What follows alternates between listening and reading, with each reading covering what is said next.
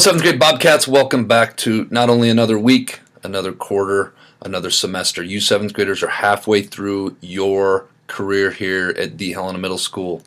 How crazy is that? Something crazy to think about. This week's Bob lesson, I'm going to start on week 1 of 2 on how to be a respectful, responsible bystander here at the Helena Middle School. This was put together last year by the one and only Mr. Semensky, who is now at Smith School being a school counselor, but I think I'm going to let his legend live on a little bit more here for next couple weeks. He did a great job with this series of series of Bob lessons last year with his advisor. Bystander is so very important in life. It's so very important to our school culture here that we all take our role as a bystander very, very, very seriously.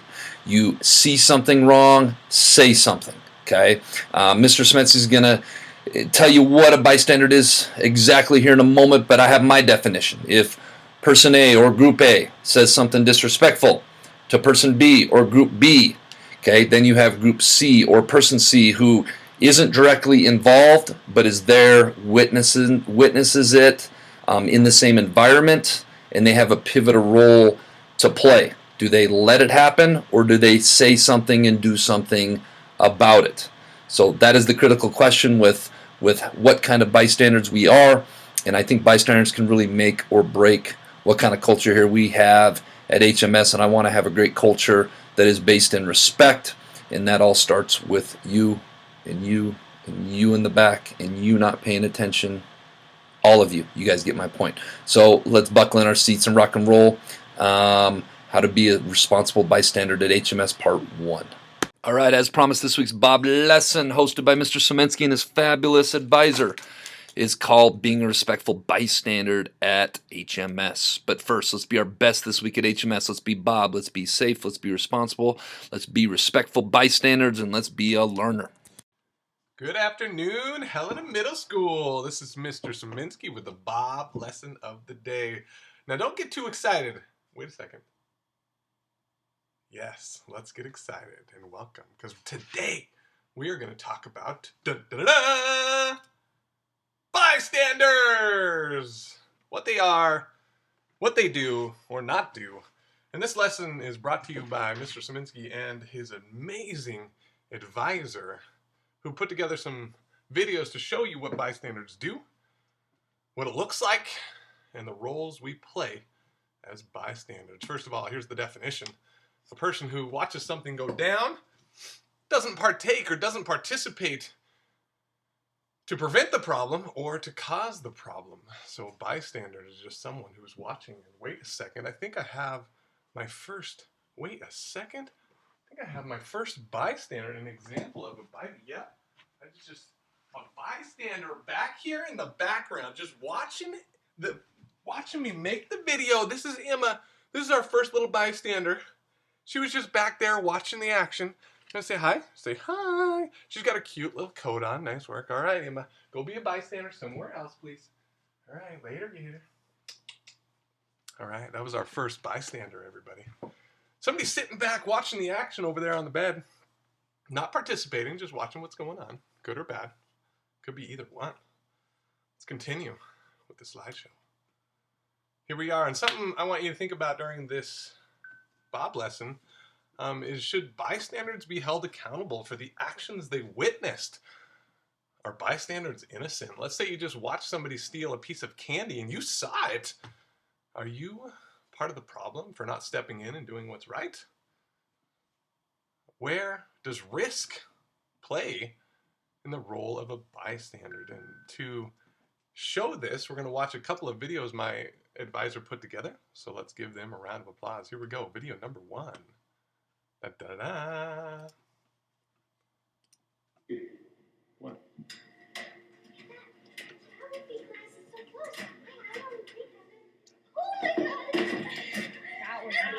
No, we should. That's not good. That's not good. That's not good. That's not nice. Go back to your class. That's not nice. That wasn't a flaw. And thumbs up, thumbs up.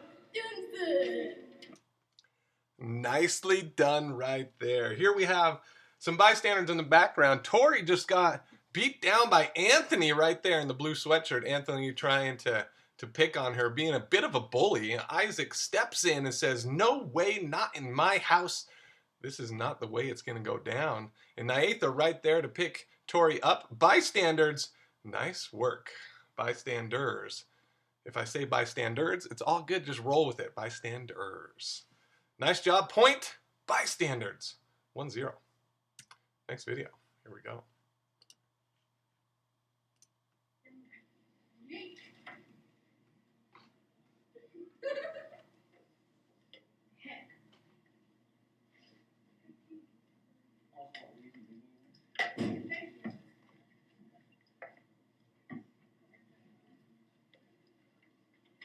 Ooh, Snapchat.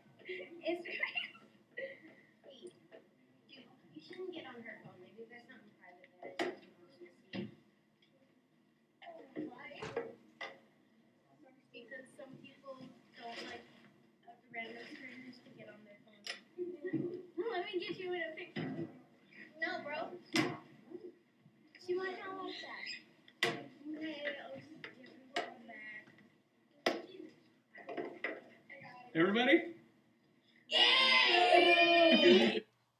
All right, nice job, bystanders. Let's check this out. A little bit of instant rewind here. Naetha taking the cell phone, starts taking pictures there with Anthony. Anthony is a bystander, just sitting back, just kind of enjoying it, getting in some pictures. What is Anthony's role legally, ethically, maybe morally? And Tori, another bystander, saying, "Hey, this doesn't look right," stepping in there, trying to get Naetha to set it down, and eventually does.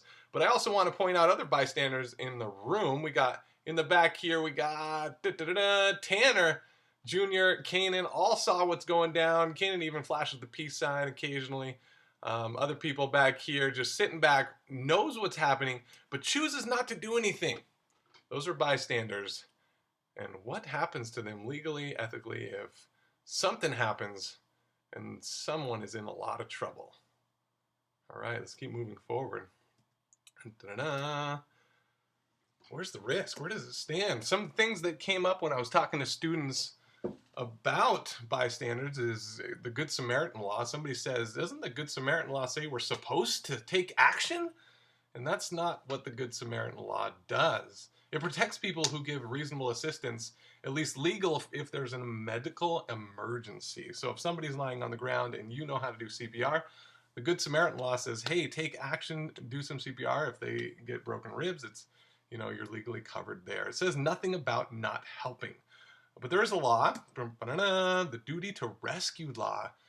And this requires people to offer assistance if they know how, requires it, but only during a medical emergency. So nothing for a stolen cell phone that you're taking a picture of in terms of law. In the state of California, Florida, Hawaii, Massachusetts, and all the way down the line, they do have a duty to rescue law, but Montana does not. So something to think about.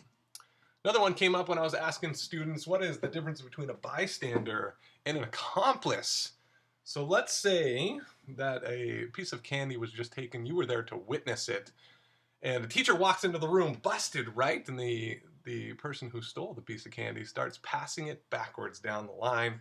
There's a group of people there, and everybody who touched that piece of candy trying to get it away from the original thief is an accomplice. They're trying to hide what has been done. But if you're a bystander and you don't grab that piece of candy, you are not part of the event, and you're not an accomplice. I hope that is a little bit more clear. Other things, I got another video as I was doing my research on bystanders, and maybe it's, not our fault if we don't step in. Maybe it's a situation where it's unsafe for us to step in. Maybe a fight just broke out and we're watching it. And I'm not telling you to go out there and break up fights, not at all. I want you to be safe. But if you do see something like Anthony the bully pushing on Tori, step in there, do something right if you feel comfortable, but definitely not if you don't. All right, we are on to this week's quote of the week, which is one of my favorites. Injustice anywhere is a threat to justice everywhere. And the reason I feel so strongly that this ties in with being a bystander is what we condone in life, especially as bystanders. Maybe the injustice isn't towards you and it's not directed towards you when you are a bystander.